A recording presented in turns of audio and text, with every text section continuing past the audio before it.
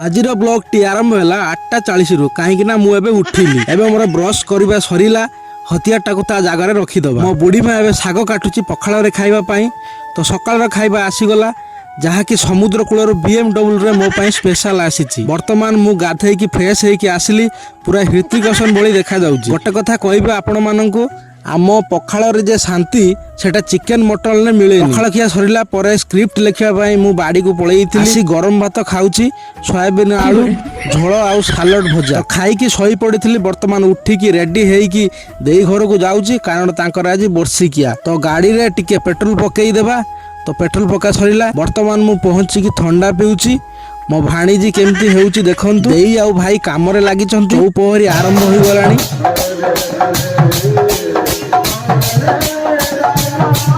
खाइबा पीवा भी सरीगला। जदि ब्लॉग टी भल लगी निश्चय लाइक शेयर सब्सक्राइब करिके